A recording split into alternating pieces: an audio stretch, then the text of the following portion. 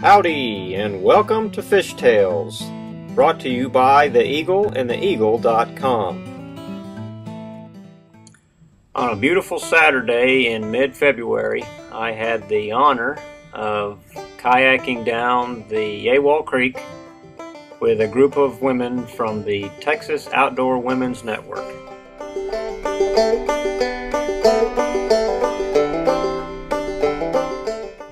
I was to cook breakfast for the women as they arrived that morning, and about 10 o'clock they started showing up. We had pancakes and eggs and sausage. Got to know each other a little bit, and then we headed to the creek.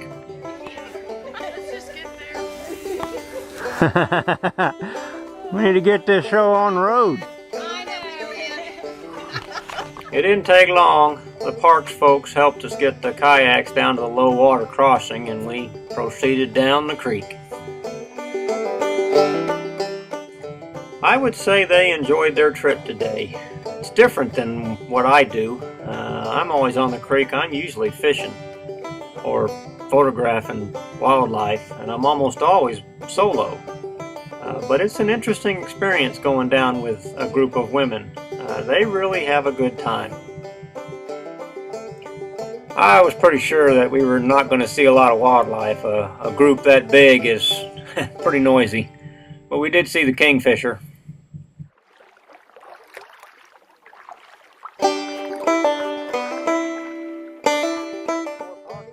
We paddled down the creek. I basically let them go on their own after they got pointed in the right direction, and then I met them as they came back up the creek.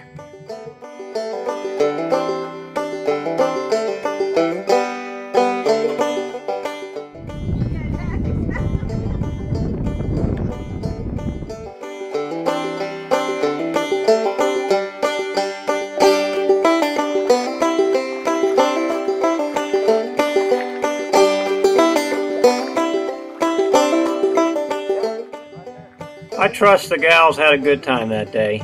I know I did. It was fun. The weather was beautiful. The water is as clear as I've ever seen it. There was a little bit of wildlife, a few fishermen out. Nobody doing too good though. But boy, it sure was pretty. We parted ways and I went up in another creek as I always do. I never get enough. I like roaming around in the woods, so I went up into Jardell Creek and took some pictures and a little more video.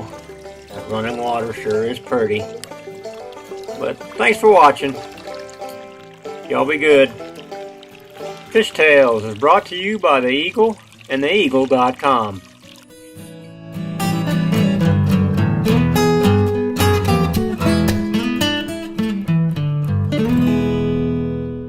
Howdy, and welcome to FishTales.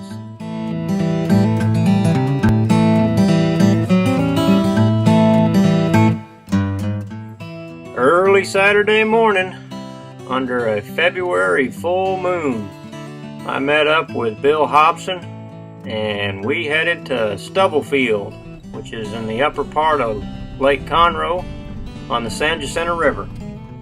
We stopped off at the campground to pick up Ed. Ed spent the night out there. That's a nice little park. You know you're in East Texas when you get to those tall, tall pine trees. There's Bill the gadget guy. Man, he's got more stuff on that kayak. He's got it rigged up. Those wheels pretty convenient. You gotta tote that kayak very far. All our gear loaded up, we paddled up the river. This whole area is part of the Sam Houston National Forest, at least on one side of the river. Discovered a new species. That's called a leafback turtle. I paddled 2 hours straight, all the way up the river as far as you can go, till it gets too shallow and just log jams everywhere. At the very end, I went under a big log jam. On the left side there was an opening, about 3 foot tall, I guess, and I went under it. Probably shouldn't have done that. The other side was so stacked up with debris I could barely push my kayak through it. It's like being on land. On the way back down, I met back up with Ed and Bill, and started filming them catching fish. It took me a while. I didn't even catch any white bass or crappie, which is what we were fishing for.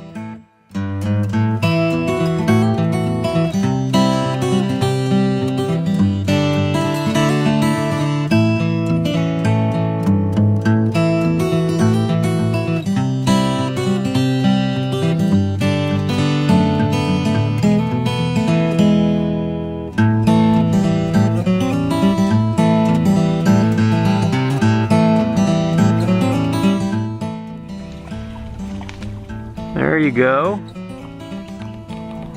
There you go. Same chartreuse jig. Oh, look at that. Woo, there we go. That's what we're after. You keeping that one?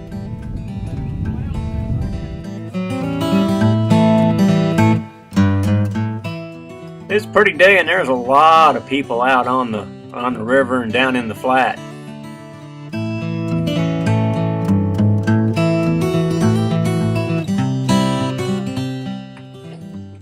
That's a danged old grass carp. I didn't even know they'd take a jig.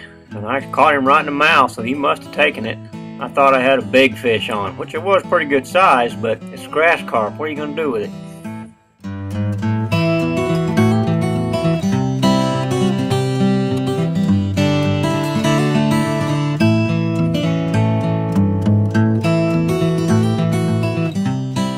That's the only other fish I caught on Saturday. Little bitty bass.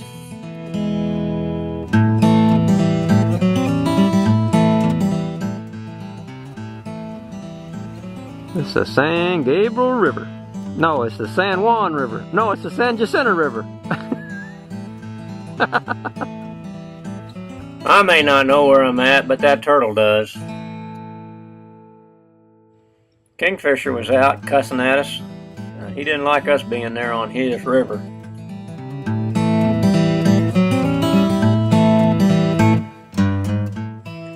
I think that great blue heron might have had some problems. When I was going up the river, he flew from a branch right in front of me, crossed a creek, and went to land on another branch and fell right down on the ground.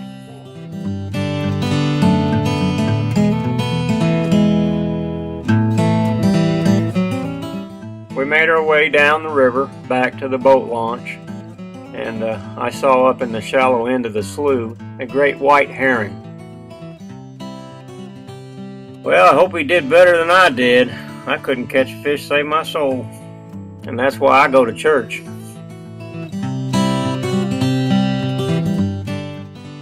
That's an awful expensive lure to give to a tree, but I guess if you're fishing for trees, that's what you want to use.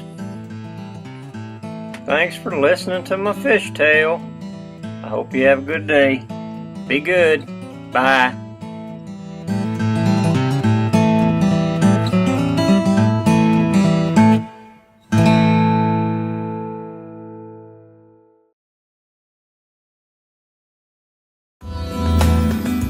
Howdy. Welcome to FishTales. Let me tell you a little story about a creek I fish over at Lake Somerville. It's also a little history lesson. On this south side of Lake Somerville, between Yaywall Creek Park and Rocky Creek Park, going down 1948, FM 1948, you'll cross over a little creek there. That's Jardell Creek. I have been fishing that thing since about the year 2000, and in those 12 years I have seen it go through a bunch of changes. You know, with it flooding, and then drought, and then flood, and then drought. It makes every year different than the year before. There's an amazing amount of sand that comes down that creek every time it floods. And it does a pretty good job of reshaping itself. There'll be pools where there used to be shallows, and shallows where there used to be pools. In the better years, when the lake comes up high enough, it'll push a lot of water back up into that creek, almost to the headwaters. And in those years, the fishing's very good. The fish will come up into the creek and stay there most of the summer. It's got a lot of black bass in it. And in the springtime, if you get enough rain, you'll have white bass, hybrids, and crappie up there, catfish, gar, and carp. This creek has a unique geological feature. at the headwaters where two creeks come together to form Jardel, there's a big sandstone ridge. That ridge runs all the way down the south side of the lake. You can see it at the dam. That ridge forms a barrier. That's as far as the fish can go up in that creek. There's a big pool above it, and there's some fish in that, but from that point downstream all the way to the lake, it's only about a mile. I can't tell you how many times I've fished this creek, especially when everybody else is up in the A-wall or at Nails Creek fishing for white bass or crappie. I don't like crowds much, so I'll head up in this little creek. It's also a good bit more open and a little bit more friendly to fly fishermen, which is what I do up in there most of the time. You know, the fish generally aren't big, but there's a good variety. You've got freshwater drum, you got the buffalo, carp, white bass, catfish. Occasionally I catch a catfish out there. But in the springtime, it's white bass. And crappie if you can find them. I have a few times. You know, looking back over the last few years, I've been up in there and done really well and come back a week later and do sorry. But that's the nature of the beast. This creek is so short, and most of the time it's not running, hasn't been running for the last year or so because of the drought. But it's a very interesting place to go. I like going up there and just sitting at the headwaters and listening to the rapids. You call it that. Water's clean and clear. That creek clears up faster than any other one on Somerville because it's mostly sand. And occasionally in the spring, the black bass come in there and they'll spawn along the banks. And that makes for some easy pickings with a fly rod. Even though I'm by myself most of the time when I go up into that creek, you never know what you're going to find. And it is a good place to take friends and family. 2009 was a particularly good year. What had happened is the lake was about 2 or 3 feet low and it had disconnected from the creek. But a 10-inch rain fell in April, early April, and it flooded the creek, reconnected it to the lake, and a whole lot of fish moved up into the creek, including a bunch of spawning largemouth. That was probably the biggest bass I'd caught out of Jardel Creek, and I caught 3 of them, about 6 or 7 pounds each. If you went further up the creek, you could see all the sand that had come down. It totally changed that creek. 2009 started out where the lake was about 2 feet low. That rain in April brought it up to normal pool level, but then it began to go down again, as it always does. And what happened is it disconnected again and trapped all these fish up in the creek.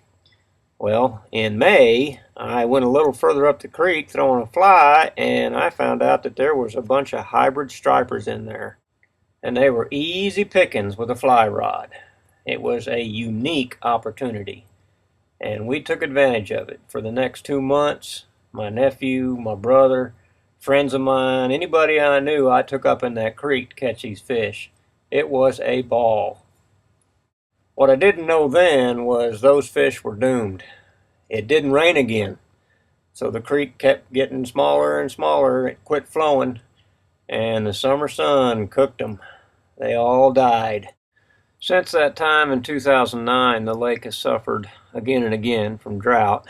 This most recent one, 2011, put the lake at a record low level of 10 feet below pool.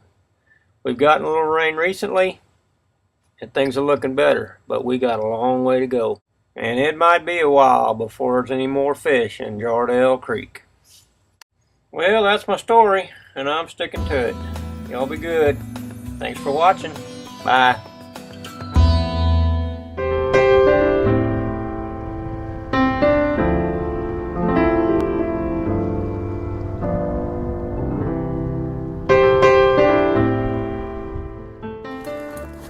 Okay, the question of the day is whether or not Jardel Creek reaches the lake.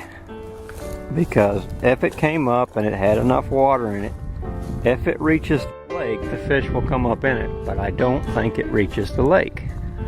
I think it comes out into a flat area at the mouth, and there's just no way for the fish to get up in there, which is the case with every other creek on the whole dang lake. So we're gonna go over here and walk down to the lake and see what we can find.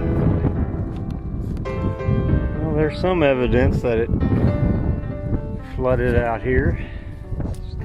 Top layer of slimy, slick stuff. Oh yeah, this was a good move.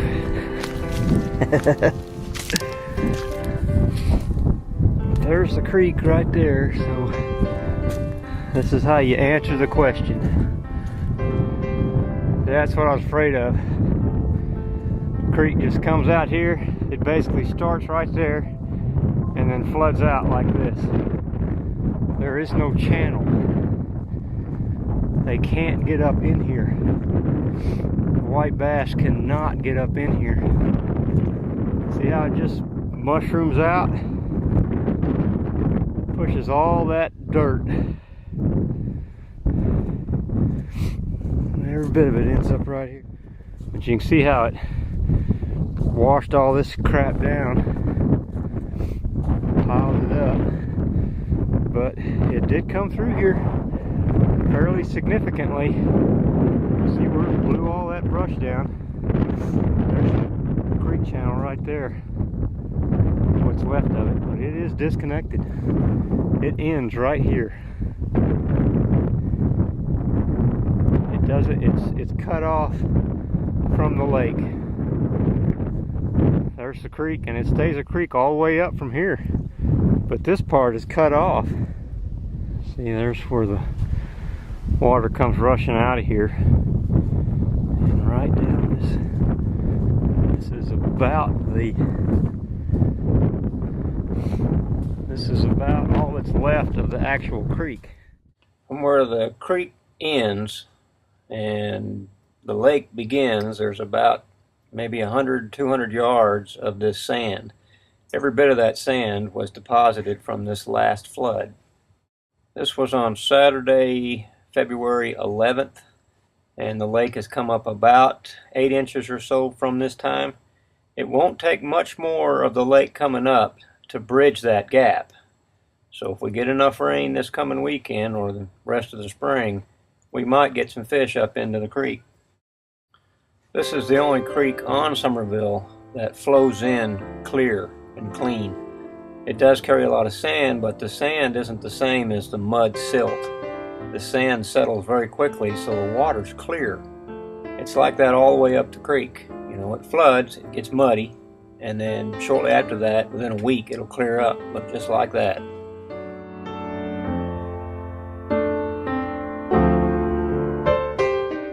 It looks like it does connect to the lake. That water is coming in from the lake.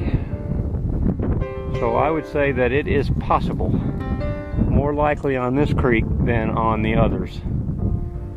It may take another flood event to make it happen, but this looks a lot better than the other. Well, now I gotta walk back through this crap. But that's the lake backed up right there. This is the last set of weeds growing on the edge. It's possible. If the lake come up another foot, we'll have it. There'll be fish in that creek. Well, thanks for watching. Y'all be good. Bye.